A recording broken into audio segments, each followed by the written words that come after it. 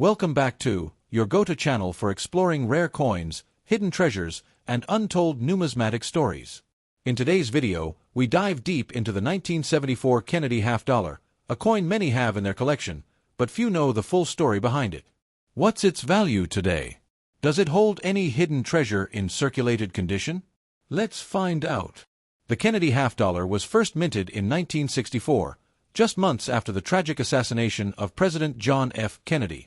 Americans wanted a way to honor his legacy, and thus, the half-dollar became a tribute to the 35th President of the United States.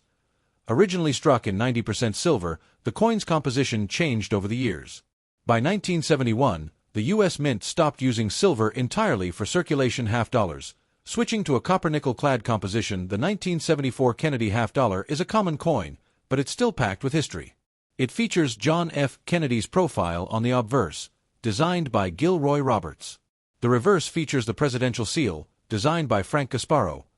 Philadelphia ***, no mint mark, Denver ***, D mint mark, San Francisco ***, S mint mark, proof coins only.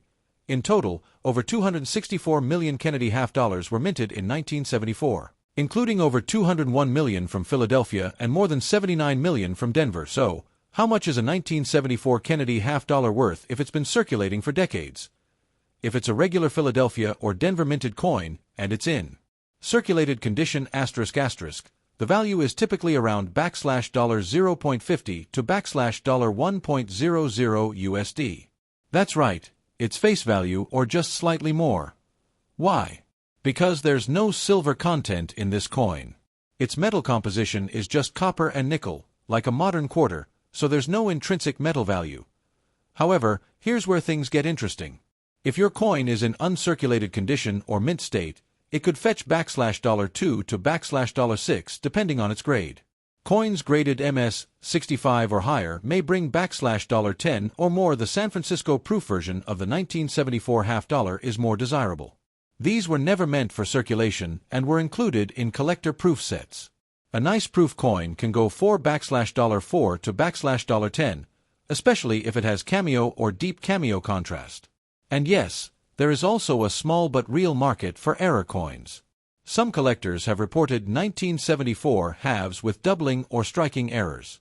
These can sell $4 to $200 or more, depending on how dramatic the error is. If you've got a 1974 Kennedy half-dollar lying around, here are 3 tips to check *its value. Check the mint mark ***. Coins with no mark are from Philadelphia, a D means Denver, and S is from San Francisco and usually proof. Inspect the condition ***. A coin with minimal wear, full luster, and no scratches can be worth more than a heavily circulated one. Look for errors ***, doubling, off-center strikes, or planchet. Problems can make your coin a true collectible. And remember, always handle coins by the edges and store them in protective holders to maintain their condition. The 1974 Kennedy half-dollar may not make you rich, but it's a solid part of American history, and a great entry coin for new collectors.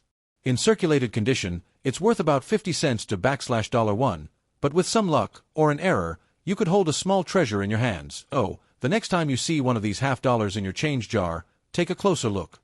You never know what story it might hold. The Kennedy half-dollar was first introduced in 1964, just months after the assassination of President John F. Kennedy on November 22, 1963.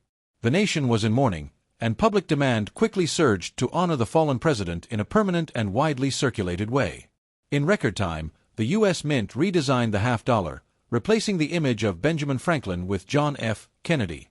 The obverse, front, was designed by Gilroy Roberts, featuring a left-facing portrait of JFK.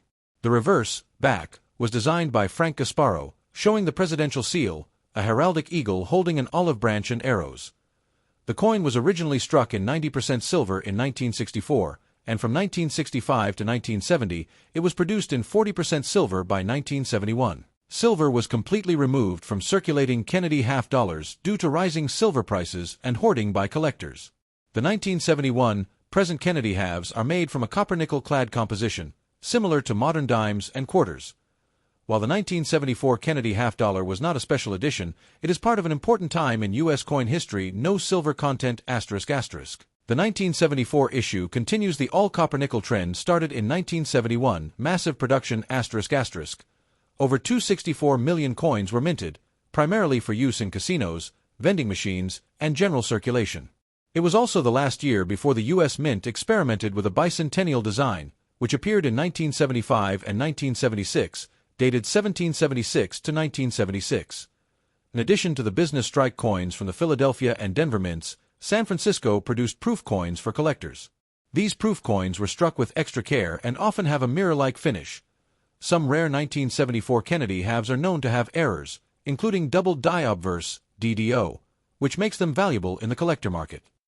If you found this video helpful, like, share, and subscribe for more coin stories, values, and tips. Got a 1974 Kennedy half dollar or a coin you want us to talk about? Drop it in the comments. We'd love to hear from you. Thanks for watching, and as always, happy collecting!